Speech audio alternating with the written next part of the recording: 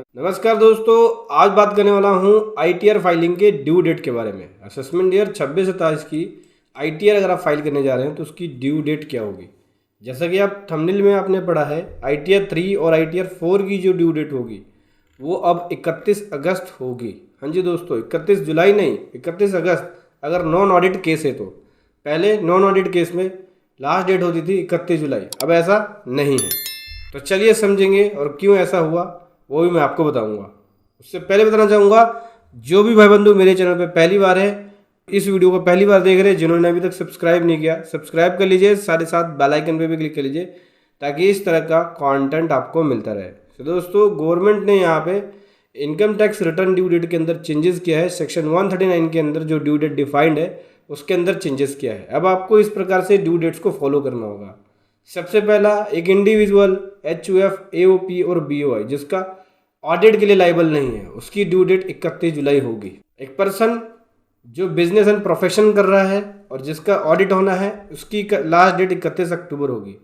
Company के लिए भी 31 अक्टूबर, और पार्टनर ऑडिटेड फर्म का है उसकी भी 31 अक्टूबर, और कोई पार्टनरशिप फर्म जो ऑडिटेड में है उसकी भी 31 अक्टूबर ही होगी। ट्रांसफर प्राइसिंग में 30 नवंबर, और पार्टनर ऑफ फर्म जो कि 39(2)E के अंदर कवर है उसका भी 30 नवंबर होगा। और यहाँ पे देख सकते हैं, एक बताया कि बिजनेस एंड प्रोफेशन के अंदर अगर एसएससी है और जिसका ऑडिट के लिए लाइबल नहीं है उसकी ड्यू डेट 31 अगस्त हो जाएगी। ठीक है, बिजनेस एंड प्रोफेशन वाली एसएससी जिसका ऑडिट के लिए लाइबल नहीं है, जैसे कि इंडिविजुअल है, एचयूएफ है, ठीक है, ये ऑडिट के अंदर नहीं है, नॉन ऑडिट केस अगर इनका है तो वो अब 31 अगस्त तक अपनी आईटीआर फाइल कर सकते हैं। समझ में आया? तो बिजनेस एंड प्रोफेशन में है, नॉन ऑडिट केस है तो 31 अगस्त, सैलरी इनकम है तो 31 जुलाई, ऑडिट केस है तो 30 अक्टूबर, ट्रांसफर प्राइसिंग का केस है तो 30 नवंबर की डेट्स को फॉलो करना। उसके बाद बिलेटेड रिटर्न की बात करें तो बिलेटेड रिटर्न 31 दिसंबर तक कर सकते हैं, रिवाइज रिटर्न 31 दिसंबर तक कर सकते हैं, और अपडेटेड रिटर्न 48 महीने का टाइम मिल जाएगा। आईटीआर चार्ट से एक बार और मैं आपको समझाता हूँ। देखो, आईटीआर अगर 1 फाइल कर रहे हो आप, salary income, house property income या अदर सोर्स इनकम है, नॉन ऑडिट कैसे तो 31 जुलाई रहेगा। आईटीआर 2 में भी capital gain income, multiple house income, foreign assets और डायरेक्टरशिप है, नॉन ऑडिट केस में भी 31 जुलाई ही रहेगा।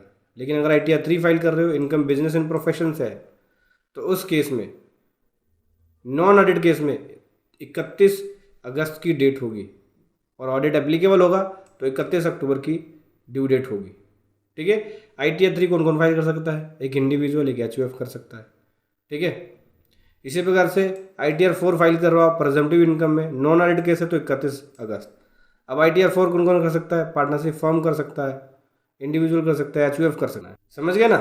इसी प्रकार से अगर आईटीआर 5 फाइल कर रहे हैं एलएलपी के लिए, फर्म के लिए, ओपी के लिए, ऑडिट केस है तो 31 अक्टूबर। आईटीआर 6 फाइल कर रहे हैं कंपनीज के लिए, ऑडिट केस है तो 31 अक्टूबर। आईटीआर 7 फाइल कर रहे हैं ट्रस्ट, पॉलिटिकल, चैरिटेबल इंस्टीट्यूशन के लिए, ठीक है, तो इसमें 31 अक्टूबर लास्ट डेट होगी। समझ में आया? तो बेसिकली आईटीआर 3 या आईटीआर 4 अगर दोनों ही नॉन ऑडिट केस में फाइल कर रहे हैं तो उसकी न्यू डेट यानी 31 अगस्त की डेट को फॉलो करना होगा आपको। ठीक है, ये इंडिविजुअल, एचयूएफ और पार्टनरशिप फॉर्म के लिए है केवल। ठीक है, अदर एसएससी होंगे उनके लिए नहीं है। समझ गए दोस्तों? ऐसे आपको आईटीआर फाइलिंग की न्यू डेट को फॉलो करना है। वीडियो कैसे लगी जरूर बताएं। Thank you so much. जय हिंद, वंदे मातरम।